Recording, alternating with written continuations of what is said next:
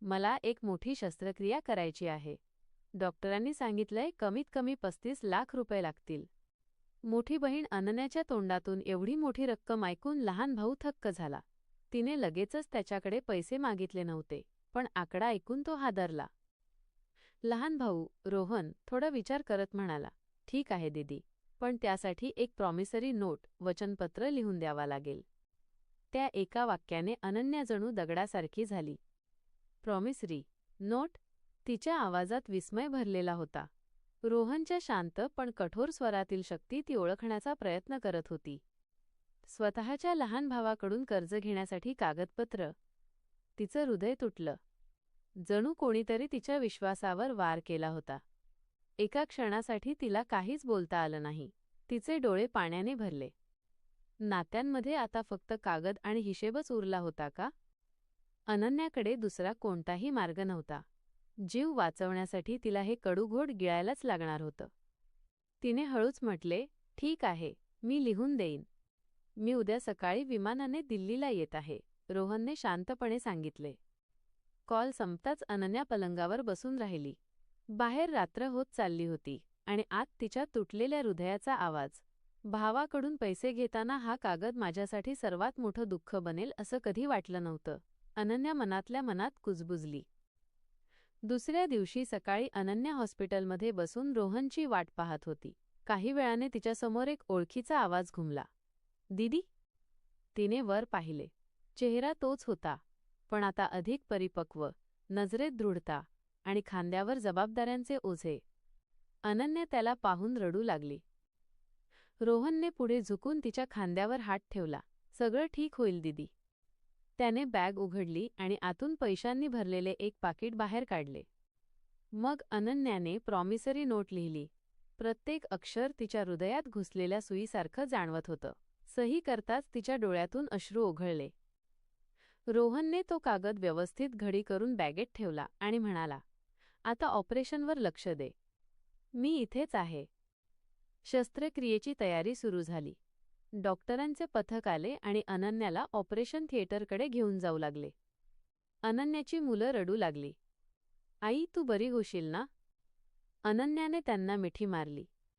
मी लवकरच परत येईन. रोहनने मुलांना सावरले आणि त्यांना धीर देण्याचा प्रयत्न केला.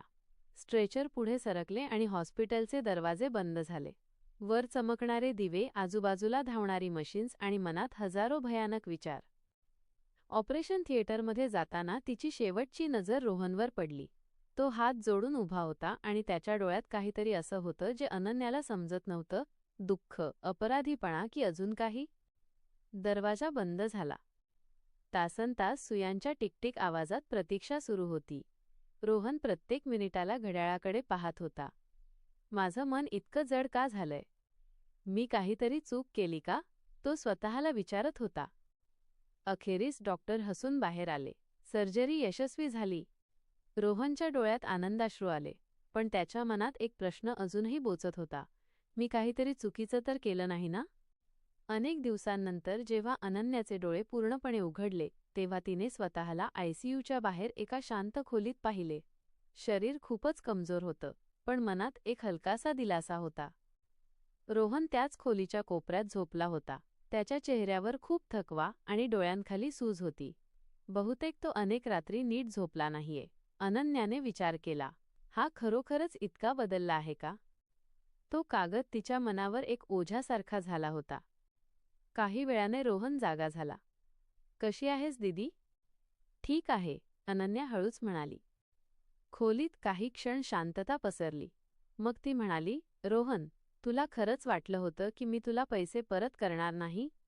रोहनने तिच्या डोळ्यात पाहिले, पण काहीच उत्तर दिले नाही. त्याची शांतता अनन्यासाठी एखाद्या खंजिरापेक्षा कमी नव्हती. खोलीच्या खिडकीतून येणारा प्रकाश तिच्या मनातील अंधाऱ्या जागेला अधिक गडद करत होता. दिवस सरत गेले. अनन्या हळूहळू बरी होत होती, पण तिच्या मनात एक अदृश्य वेदना जमा होत गेली.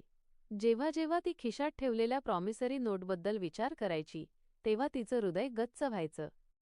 एक दिवस नर्स म्हणाली, आता तुमची सुट्टी झाली आहे. सगळं सामान आवरताना अनन्या रोहनला म्हणाली, मी आता घरी जाते. तिने कृतज्ञतेचा सूर आणला. तुमचे खूप खूप आभार. रोहन फक्त म्हणाला, स्वतःची काळजी घे. कोणीच काही बोलले नाही, पण दोघांमध्ये एक जड शांतता निर्माण झाली होती. घरी परतताना रस्त्यात बसमधून बाहेर बघताना अनन्याच्या डोळ्यातून अश्रू शांतपणे वाहत राहिले.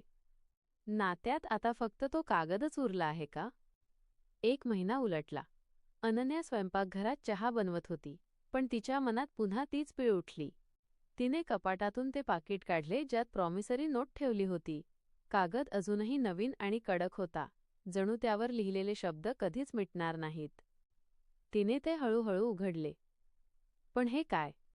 त्यावर लिहिलेले 35 लाख रुपये, कर्ज, तारीख आणि स्वाक्षरी सगळं खोडून टाकलेलं होतं. पण त्याच वेळी तिची नजर खाली गेली. तिथे अजून काही शब्द होते, स्वच्छ आणि मजबूत अक्षरात, रोहनच्या हस्ताक्षरात. ते तिने वाचलेच नव्हते. धडधडत्या हृदयाने तिने वाचायला सुरुवात केली. माझी प्रिय दिदी रूपी आई, तुझा हा वेडा मुलगा आपल्या रस्त्यावरून भरकटला होता. शक्य असल्यास मला माफ कर. मी जेव्हापासून शुद्धीवर आलो तेव्हापासून स्वतःला तुझ्याच कुशीत पाहिलं. आई वडील कधी सोडून गेले हे मला आठवतही नाही. दिदी, तूच तर मला लहानाचं मोठं केलं, शिकवलं, सवरवलं आणि या लायक बनवलं की आज मी लाखो रुपये कमवतो. मी माझ्या कृत्याबद्दल खूप लज्जित आहे दिदी. पण आता मला माझ्या चुकीची जाणीव झाली आहे. पण माझ्यात इतकी हिंमत नव्हती की मी हे सगळं तुला सांगू शकेन. मी तुझं मन खूप दुखवलंय दिदी. शक्य असल्यास मला माफ कर. मी मनापासून माफी मागतो. हे वाचताच अनन्याने तो कागद घट्ट पकडला. जग जणू थांबले. तिचे श्वास वेगाने चालू लागले. ती धावत लिव्हिंग रूममध्ये आली, खुर्चीवर बसली आणि मोठ्याने रडू लागली. रोहन, तू मला सांगितलं का नाही? अनन्या वारंवार ती नोट वाचत होती.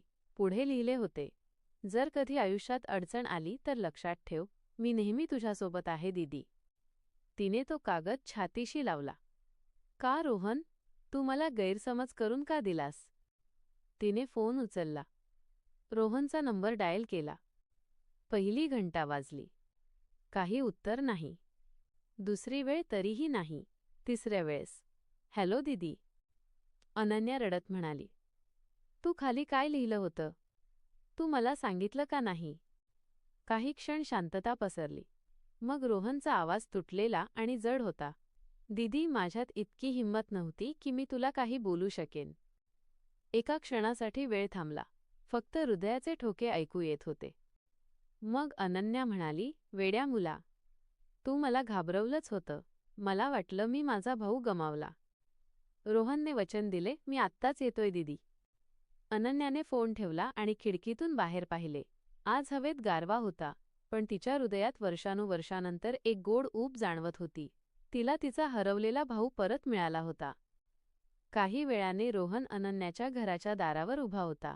चेहरा तोच, पण आज डोळ्यात तो जडपणा नव्हता जो हॉस्पिटलमध्ये दिसला होता. अनन्याने जसा दरवाजा उघडला तसा रोहन थेट तिच्या मिठीत शिरला आणि एका लहान मुलासारखा रडू लागला. मला माफ कर दीदी. मी खूप स्वार्थी झालो होतो, रोहन कुजबुजला. अनन्याने त्याच्या डोक्यावरून हात फिरवला, अगदी लहानपणी त्याला लागल्यावर जसा ती करायची. घरातील वातावरण बदलून गेलं होतं. मामाला पाहून सुरुवातीला घाबरलेली मुलं आता त्यांच्या डोळ्यातील प्रेम पाहून दिलासा अनुभवत होती. मग अनन्या म्हणाली, अरे तू कोणती चूक केली आहेस की वारंवार माफी मागतोयस? तू फक्त तुझा हक्क मागितला होतास. तुलाही तर कुटुंब आहे भाऊ. मीच जरा जास्त विचार केला. एक गोष्ट आणखी, अनन्या म्हणाली, हे 35 लाख रुपये मी तुला नक्कीच परत करेन. रोहनने नाहीमध्ये मान हलवली. दीदी, आता तुम्ही मला लाजवत आहात. अनन्या थोडी हसली. भावूक होऊ नकोस रोहन. ही वास्तववादी गोष्ट आहे. जेव्हा माझ्याकडे पैसे येतील तेव्हा मी नक्कीच देईन, जेणेकरून उद्या तुझ्या मुलांना हे वाटायला नको की त्यांच्या वडिलांनी आपल्या बहिणीवर पैसे उधळले. आपण आपली नाती इतकी स्वच्छ ठेवली पाहिजेत की येणाऱ्या पिढीला कोणताही गैरसमज नको. पैसा हा व्यवहार आहे आणि प्रेम संस्कार, या दोघांना मिसळू नये. रोहन दिदीचं समजूतदारपण पाहून थक्क झाला. तो समजलं की दिदी फक्त भावूक नाही तर स्वाभिमानी सुद्धा आहे. त्या दिवसाची ही सर्वात मोठी शिकवण होती. त्या रात्री जेव्हा सगळे जेवत होते तेव्हा कोणाच्याही हातात मोबाईल नव्हता. सगळेजण आपापसात गप्पा मारत होते, हसत होते. अनन्याला जाणवले की सर्जरी फक्त तिच्या शरीराचीच नाही, तर तिच्या कुटुंबातील तुटलेल्या नात्यांची सुद्धा झाली होती. आणि अशा प्रकारे भाऊ-बहिणीचं कोमेजलेलं नातं पुन्हा हिरवं झालं.